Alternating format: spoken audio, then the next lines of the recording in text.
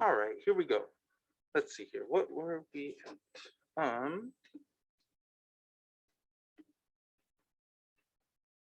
All right, here we go. So, The World Needs More Purple People by Kristen Bell and Benjamin Hart.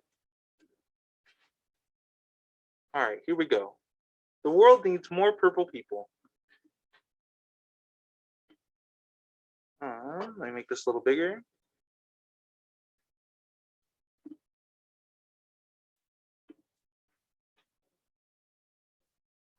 Okay. Ta-da! Follow my guide to become a purple person. How to be a purple person by Penny. Now, you may be asking yourself, why in the whole wide world would I want to be purple? Purple is a magic color made when red and blue work together. I think all the best things in the world are purple. But you're probably wondering, what does that have to do with people? Wow, are you a genius? Because you are already on your way to becoming a purple person.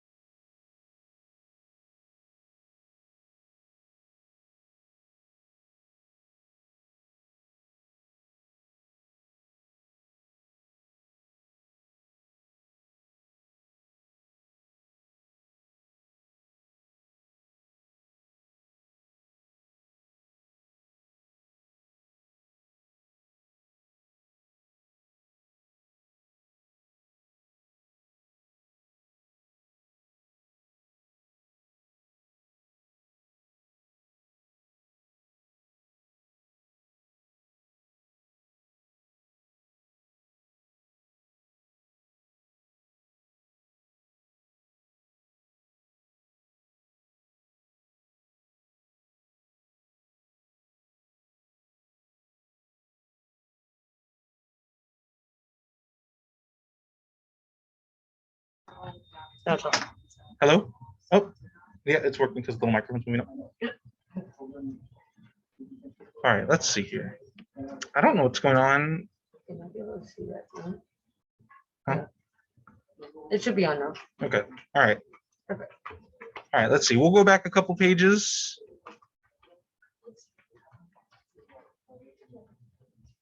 Sorry, we're getting used to new stuff in the classroom. So let's see here.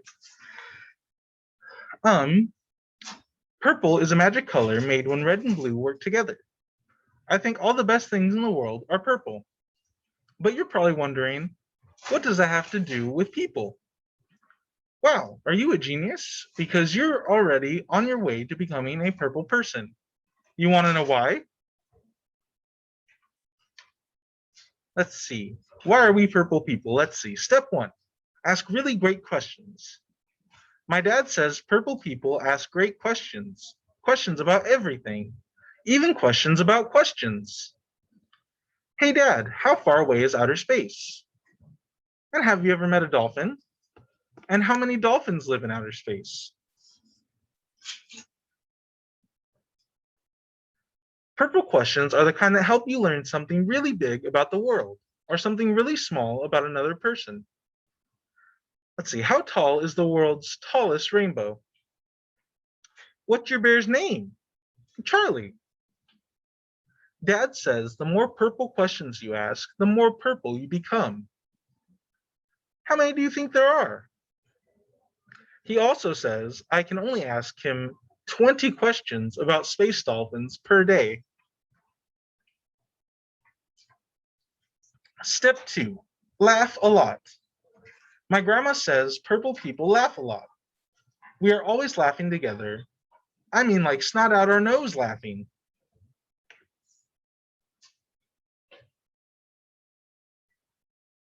We laugh at books. We laugh at jokes. Let's see what grandma's joke is. How do you make a tissue dance? You put a little boogie in it. Let's see, we laugh at donkey dances and hairy elephant knees.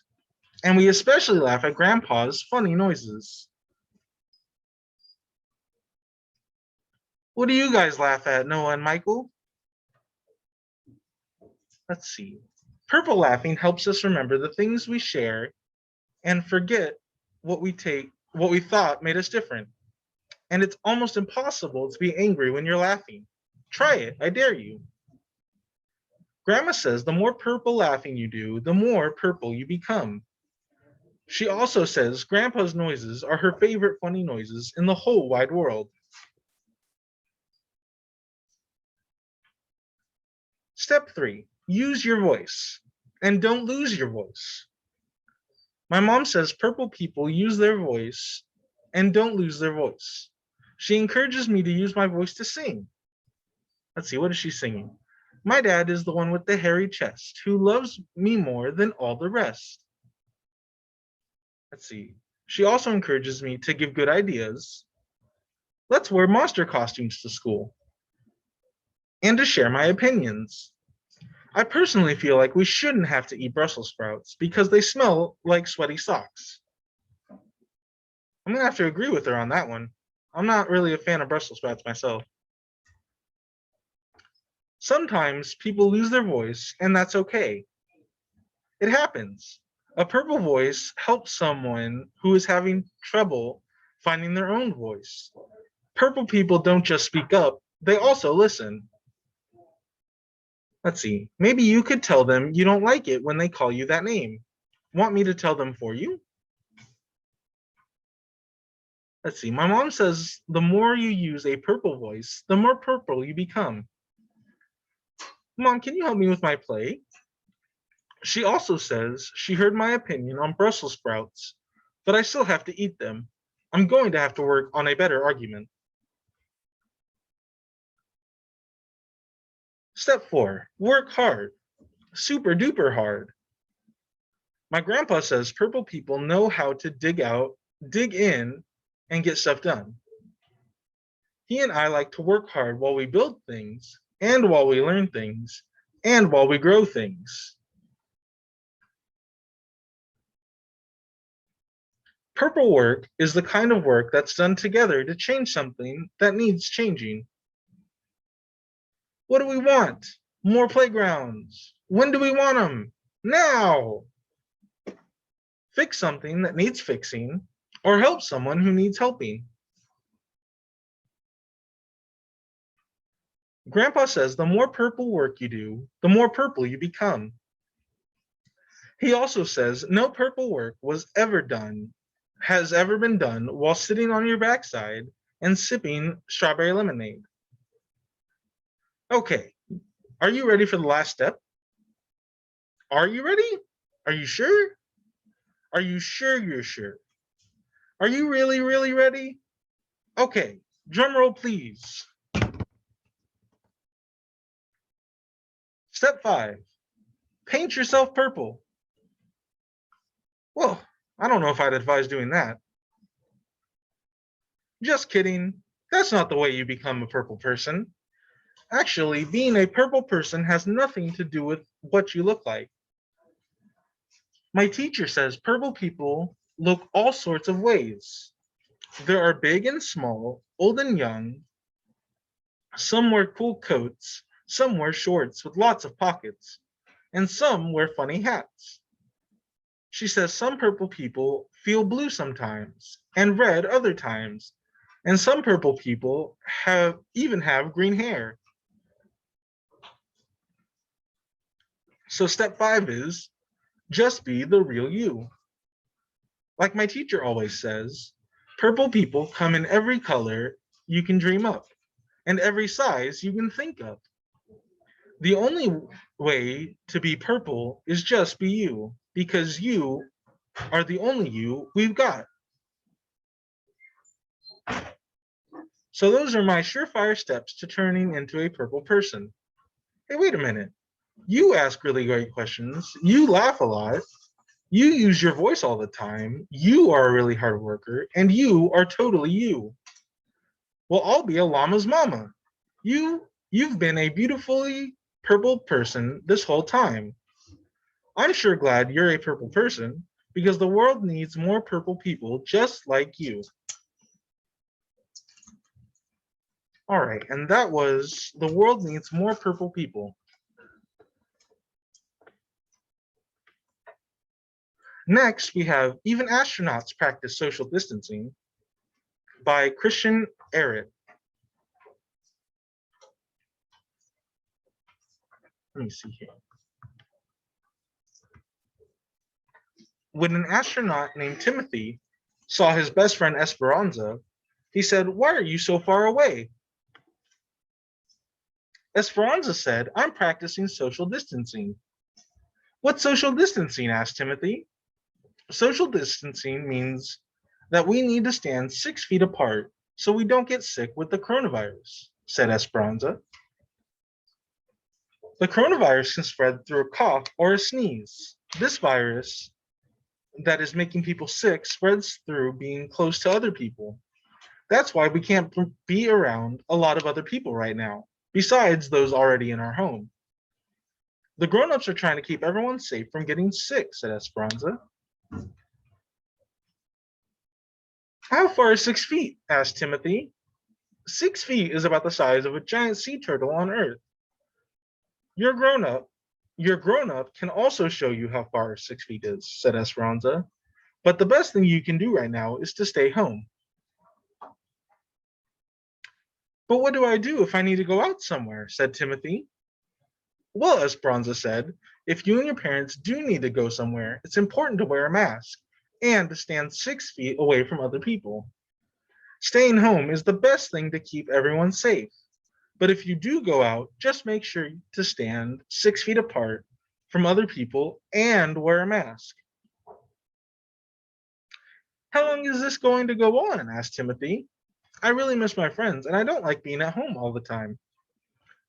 "Well," Esperanza said, "the truth is that grown-ups don't know how long we will have to stay at home right now, but they are working hard to figure it out in order to keep everyone safe. We don't want a lot of people to get sick from the coronavirus." "Do grown-ups know when we can go back to school?" asked Timothy. "Well," said Esperanza, "grown-ups don't know that right now either. They are working hard every day to try and keep you and everyone safe. Sometimes all we can do is wait for the answers to come. If we can put a person in space, we can figure this out." "Well, I don't like being at home so much right now. I'm so tired of the coronavirus," said Timothy. "I miss my friends at school, and I miss going to the park and playing, and I miss doing fun things outside with my family." "I miss those things too," said Esperanza, "but you're doing a very great job or a very important job right now by being at home. You're taking great care of a lot of people. It may not seem like it, but you're doing a very big job, and it is not easy to be patient. It's also okay if you feel frustrated sometimes. Doing an important job isn't always easy." "Really?" said Timothy. "I'm doing an important job?" "You're doing some of the most important work right now because you are saving people's lives," said Esperanza. "So I'm kind of like a superhero," said Timothy. "Yes, Timothy, right now you are being a superhero by giving up the things you love for other people. When you see people wearing masks, those are superhero masks." "Well, I'll definitely wear my mask so I can be a superhero too." So Timothy and Esperanza went back to their homes and put on their masks and capes and drew pictures for their friends. They were true superheroes. All right, and that was Even Astronauts Practice Social Distancing. Let's see here. Next, we have Giraffes Can't Dance by Giles, Andreae, and Guy Parker-Rees. Rees?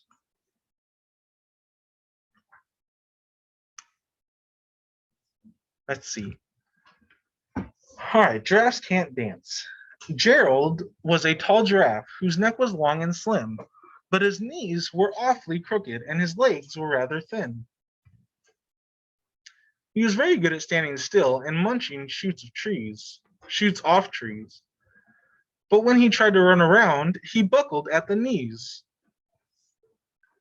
Now, every year in Africa, they hold the jungle dance, where every single animal turns up to skip and prance. And this year, when the day arrived, poor Gerald felt so sad, because when it came to dancing, he was really very bad. The warhog started waltzing, the rhinos rock and rolled, the lions danced a tango that was elegant and bold. The chimps all did a cha-cha with a very Latin feel, and 8 baboons then teamed up for a splendid Scottish reel. Gerald swallowed bravely as he walked toward the floor, but the lions saw him coming, and they soon began to roar. Hey, look at clumsy Gerald! The animals all sneered. Giraffes can't dance, you silly fool. Oh, Gerald, you're so weird. Well, that's not very nice of them. Gerald simply froze up. He was rooted to the spot. They're right, he thought. I'm useless. Oh, I feel like such a clot. So he crept off the dance floor and he started walking home. He'd never felt so sad before, so sad and so alone. Then he found a little clearing and he looked up at the sky. The moon can be so beautiful, he whispered with a sigh. Excuse me, coughed a cricket, who had seen Gerald earlier on, but sometimes when you're different, you just need a different song. Listen to the swaying grass and listen to the trees. To me, the sweetest music is those branches in the breeze. So imagine that the lovely moon is playing just for you. Everything makes music if you really want it to. With that, the cricket smiled and picked up his violin. Then Gerald felt his body do the most amazing thing. His hooves had started shuffling, making circles on the ground. His neck was gently swaying, and his tail was swishing around.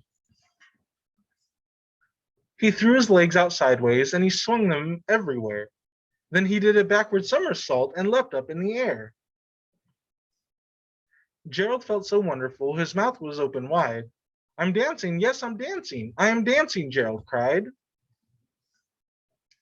Then one by one, each animal who'd been there at the dance arrived with Gerald boogied on, while Gerald boogied on and watched them quite entranced. They shouted, it's a miracle! We must be in a dream. Gerald's the best dancer that we have ever seen. How did you learn to dance like that? Please, Gerald, tell us how.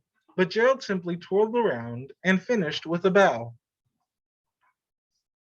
Then he raised his head and looked up at the moon and stars above. We all can dance, he said, when we find music that we love. All right, and that was Giraffes Can't Dance.